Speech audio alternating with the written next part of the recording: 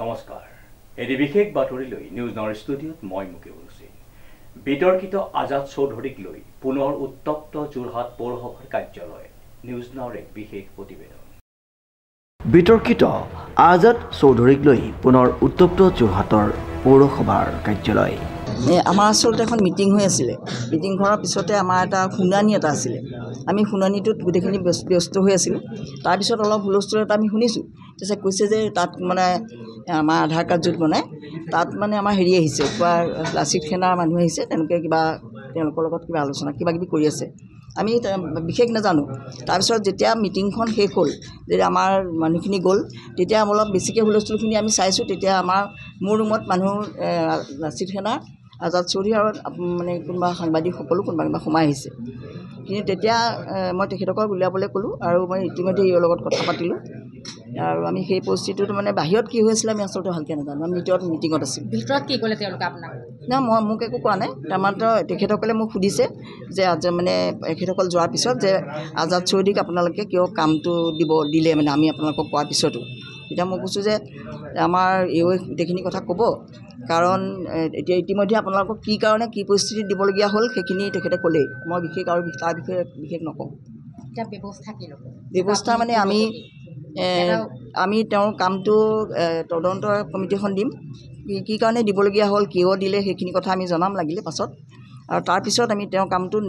সেই তদন্ত কমিটিয়ে আমাক ৰিপৰ্ট নিদিয়ালৈকে আমি তেওঁৰ কামটো হোল্ড কৰি ৰাখিম তলেদি কিবা চিষ্টেম চলিছে নেকি যে বিতৰ্কৰ মাজত সোমাই থকাৰ পাছতো আজাদ চৌধুৰীয়ে পুনৰ কাম পালে সেইটো আমি কেনেকৈ ক'ম ভিতৰত তলেদি কি চলি আছে সেইটোতো আমি নাজানিম ন ভিতৰুৱা কথা আজি এটা চৰকাৰী কাৰ্যালয় আপোনাৰ এটা গুৰুত্বপূৰ্ণ আপোনাৰ এখন মিটিং হৈছিলে আৰু ইয়াত ধীৰৰাজ সেনাই যিটো পৰিৱেশ কৰিলেহি বা আজাদ চৌধুৰীক লগত লৈ সেইটো ক'বলৈ আপুনি ইয়াৰ ওপৰত কি ব্যৱস্থা ল'ব চৰকাৰী কাৰ্যালয় চৰকাৰী সময়মতে কাৰ্যালয় কিন্তু চলি আছিলে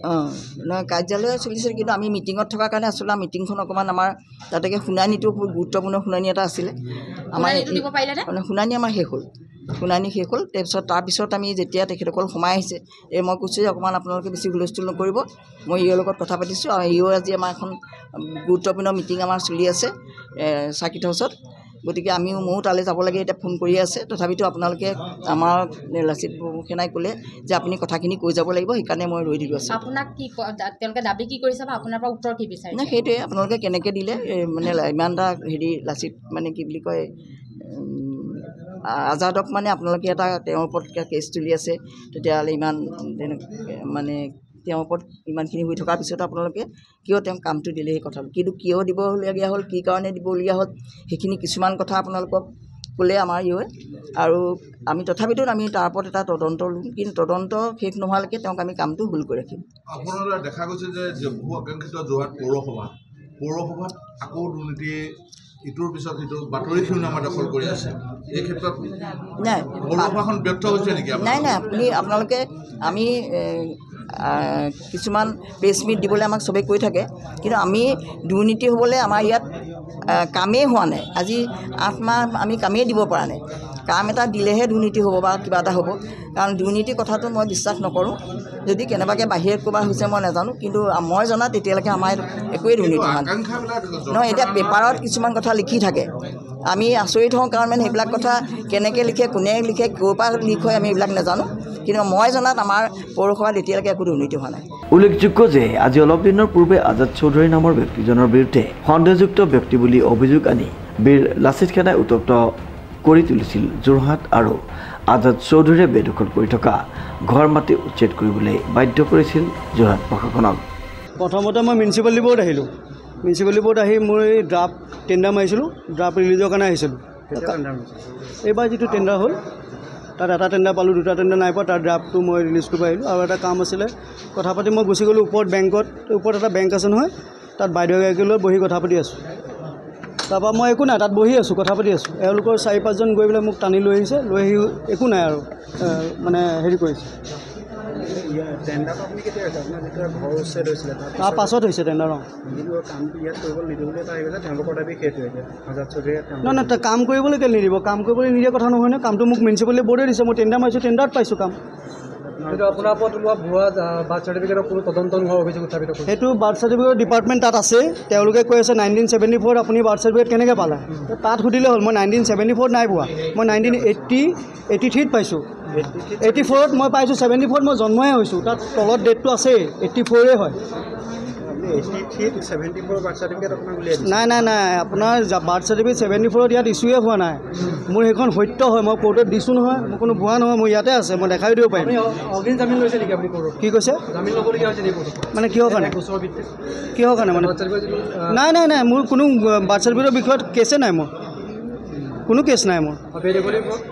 বেদখলিৰ ওপৰত কেছ নাই নহয়, মোৰ ওপৰত নাই, ডাইৰেক্ট ঘৰে ভাঙি দিছে তেওঁলোকে। মোকতো লিজত দিয়া আছিলে, নাই হোৱা, ওল্টা মইহে কেছ কৰিছোঁ। মই বাৰ্থ চাৰ্টিফিকেট লোৱা নাই নহয়, মই সৰুতে মোৰ মামাহঁতে বনাইছে, মোৰ দেউতাই বনাইছে, মই কেলৈ বনাম? 83ত বনোৱা, মই নিজে দেখিছোঁ 83 বুলি। মোৰ 74 জন্ম, মোৰ 83ত বনাইছে, 83 পৰা বাৰ্থ চাৰ্টিফিকেট দিছে, মই কেলৈ বনাম মোৰ বাৰ্থ চাৰ্টিফিকেট? পুনৰ আজাদ চৌধুৰীয়ে যোৰহাট পৌৰসভাৰ ঠিকা আবণ্টন পোৱাৰ পাছতে বীৰ লাচিত সেনাই যোৰহাট পৌৰসভাত উত্তপ্ত পৰিস্থিতিৰ সৃষ্টি কৰে। হয়, মোৰ লগত এখন হাইকোৰ্টৰ অৰ্ডাৰ আছে। অৰ্ডাৰ মানে আমি যেতিয়া তেখেতক কাম আবণ্টন নিদিবৰ কাৰণে তেখেতৰ কণ্ট্ৰেক্টৰ লাইচেঞ্চটো কেঞ্চেল কৰিছিলোঁ, তেতিয়া ইয়াত লিখিছিলে যে কি কাৰণে কৰিছিলোঁ বুলি তেখেতলোকে বিচাৰিছিলে। তেতিয়া আমি তেখেতলোকক জাষ্টিফিকেশ্যন দি আজাদ চৌধুৰীক আমি এটা কাম আমাৰ ফালৰ পৰা দিয়া হ'ল। হাইকোৰ্টৰ নিৰ্দেশনা ঠিক নহয়, হাইকোৰ্টে ইণ্টাৰফেয়াৰ কৰাৰ কাৰণে আমি তেখেতক দি পিনি আমি আউট অফ কোৰ্ট আমি বস্তুটো মানে আমি যিটো নিয়মত হয় সেইটো কৰিবলৈ টেণ্ডাৰ। কিন্তু এতিয়া কথা হ'ল, এতিয়া আমি বাইদেউৰ লগত আমি আলোচনা কৰিছোঁ, আমাৰ বৰ্ডৰ লগত। আমি এতিয়া সদ্যহতে তেখেতৰ কামটো আমি পূৰ্ণ পৰ্যায়ৰ বাইদেউ এটা বাইদেউ সেইটো ক'ব, তদন্ত ঘোষণা কৰি দুজনীয়া কমিটিৰ এইটো কাম স্থগিত ৰাখিব, আৰু যেতিয়ালৈকে তদন্ত সম্পূৰ্ণ নহয় তেখেতৰ কামটো আমি স্থগিত ৰাখিম। এইটো দুজনীয়া কমিটিয়ে কেনেকৈ কাম পালে বা তেওঁৰ কণ্ট্ৰেক্টৰ লাইচেঞ্চ ক'ত আছে সেইবোৰ সকলো চালি জাৰি চোৱাৰ পিছতে তেখেতক পুনৰ কাম আবণ্টন। কিন্তু আপুনিয়ে ক'লে যে মহামান্য আদালতৰ পৰা নিৰ্দেশ হোৱাৰ পিছত আপুনি দিছে বুলি কৈছে, আপোনালোকে আকৌ উভতি পেলাই মহামান্য আদালতকে নহয়, আদালতৰ পৰা ৰায়টো সম্পূৰ্ণ নাহিলে। আদালতে এইটো কৈছিলে যে নটিছখন আমি যেতিয়া দিছিলোঁ তেখেতক, সেই নটিছখনৰ কি ভিত্তি আছে বুলি আদালতে আমাক বিচাৰিছিলে, কিন্তু কেছটো কি হ'ল, আদালতৰ বাহিৰতে কেছটো সমাধান হ'ল। আজাদ চৌধুৰীয়ে লিখা দিছিলে যে মই কেছটো উঠাই ল'ম বুলি কোৱাৰ কাৰণে তেখেতক আমি আমাৰ যিটো এটা নিয়ম মতে আমি তেখেতক কাম এটা দিয়া হৈ গ'ল। কিন্তু এতিয়া যিহেতু অভিযোগ উঠিছে যে তেখেতে কামটো পাবৰ কাৰণে কেনেধৰণে পালে, গতিকে আমাৰ এটা তদন্ত পূৰ্ণ পৰ্যায়ৰ তদন্ত আমাৰ দিব। সেই তদন্তৰ পাছত আমি প্ৰতিবেদন দাখিল কৰি তেখেতক আমি হয়তো কামটো দিম বা নিদিম তেতিয়া ক'ব পৰা যাব। যিটো হাইকোৰ্টত তেখেতে কেছ দিছিলে, ব্লেক লিষ্টেড কৰাৰ ওপৰত এটা তেখেতে কেছ দিছিলে, সেই কেছটো তেখেতে নিজেই উকিলক কৈ উঠাই লৈছিলে। এটা কথা আপোনাক এজন অফিচাৰ হিচাপে সোধোঁ, মই পৌৰপতিকো সুধিম এইটো কথা, যে আজি কাৰ্যালয়ৰ ভিতৰত ইতিহাস গৰকা এইটো মই আচলতে নাছিলোঁ, মই আজি প্ৰট'কল ডিউটিত আমাৰ চাৰ্কিট হাউচত আছিলোঁ, গম নাপাওঁ এই বিষয়ে, কিন্তু হঠাতে গম পাই মই আহিলোঁ, আহি পৰিস্থিতিটো মই চাইছোঁ। এইটো অফিচত কেতিয়াও হ'ব নালাগে, আৰু অফিচত CCTVত উঠি আছে চব। সেইখিনি আমি তদন্তৰ দৰকাৰ হ'লে আমি থানাত আজি দি দিম, যিহেতু তেখেতক যদি কোনোবাই বেয়া ব্যৱহাৰ কৰিছে সেইটোও চাব লাগিব, বা তেখেতে অফিচত আহি কিয় ঘূৰি ফুৰে য'ত ত'ত, পাৰ্মিশ্যন লৈ সোমাব লাগে অফিচত। আজাদ চৌধুৰীৰ ভুল নাইনে? তেখেতৰো ভুল মই নাই বুলি নকওঁ, বিকজ তেখেতে আহি অফিচত সদায় পাৰ্মিশ্যন লৈ সোমাব লাগে। তেখেতে যেনেকৈ আমি চেয়াৰপাৰ্চনৰ ৰুমত সোমাওঁতে বা ইউৰ ৰুমত সোমাওঁতে বা আমাৰ বিভিন্ন ধৰণৰ ফাইলবোৰ চাওঁতে তেখেতে অনুমতি লৈয়ে ল'ব লাগে। এইটো অবাধ অহা যোৱাটো তেখেতৰো ভাল হোৱা নাই, কিন্তু এনেকুৱা নাই, তেনেকুৱা আমাৰ অফিচত অবাধ দখল কোনেও কৰিব নোৱাৰে। আজি যিটো অবাঞ্ছিত পৰিস্থিতি হৈছে এইটো বাহিৰৰ পৰা হ'ব পাৰে, মই বিশেষ নাজানো, ইয়াৰ ওপৰত মই কমেণ্ট নকৰোঁ। কিন্তু মই বৰ্তমান আহি যিটো পাইছোঁ আজাদ চৌধুৰীৰ ওপৰত এটা অভিযোগ দিছে, সেই অভিযোগটোৰ আমি তদন্ত কৰিহে তেওঁক কাম ডিষ্ট্ৰিবিউট কৰিম। আৰু যদি তেখেতে আদালতলৈ যাব পাৰে তেখেতৰ এইটো ৰাইট আছে, আমি নকওঁ, বাট আমি আমাৰ ফালৰ পৰা বেষ্ট ট্ৰাই কৰিম যাতে সেইটো কিয় পাইছে আমি সেইটো চাবৰ কাৰণে আজিৰ পৰা আমি। আৰু আজিৰ যিটো ঘটনা, সেই ঘটনাক লৈ আপুনি কেনেধৰণে ব্যৱস্থা ল'ব? এটা চৰকাৰী কাৰ্যালয়ত এই কথাটো শোভা নাপায়। এইটো বিষয়টোৰ ওপৰত আমি বাইদেউৰ লগত কথা পাতিলেও মই নাছিলোঁ, যদি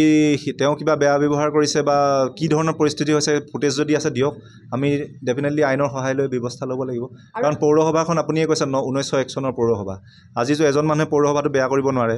গতিকে পৌৰসভাৰ ওপৰত যদি তেওঁলোকে কিবা বেয়া ব্যৱহাৰ কৰে তেতিয়াহ'লে আমি তাৰ ওপৰত একশ্যন ল'বলৈ বাধ্য। আপুনি অফিচটোৰ আপুনি মুৰব্বী, আপুনি এজন চৰকাৰী বিষয়া, আপোনাৰ অধীনতে সকলো আছে, বাইদেউ আছে। আমাৰ একো হোৱা নাই, অকল আজাদ চৌধুৰী নামৰ মানুহজনৰ কথাটোৱে আমাৰ এতিয়া আহিছে। পৌৰসভাৰ ওপৰত বিভিন্ন অভিযোগ থাকে, কিন্তু এই বিষয়টো অলপ স্পৰ্শকাতৰ বিষয়। আমি যিহেতু তেওঁৰ এভিকশ্যন কৰি আহিছোঁ, এভিকশ্যনৰ এগেইনষ্টত থকা হোল্ডিং নাম্বাৰটোৰ এগেইনষ্টত থকা আমি কণ্ট্ৰেক্টৰ লাইচেঞ্চ কেঞ্চেলো কৰিছোঁ সেইটো আপোনালোকে এটা ভাল সিদ্ধান্ত বুলি ক'ব পাৰে যিহেতু আমি ইলিগেল কাম আমি হ'বলৈ নিদিওঁ তাৰপিছত তেখেতৰ আৰু এটা ঘৰৰ এগেইনষ্টত তেখেতে আমাৰ ইয়াত কণ্ট্ৰেক্টৰ লাইচেঞ্চ বিচাৰিছিলে সেইটো আমি তেখেতৰ পাৰ্মিশ্যন নাই বুলি আমি সেইটো দিয়া নাই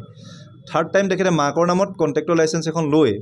মই কৈ দিছোঁ কথাটো যে কণ্ট্ৰেক্টৰ লাইচেঞ্চ লৈ তেখেতে এইটো কাম আমাৰ এতিয়া এপ্লাই কৰিছে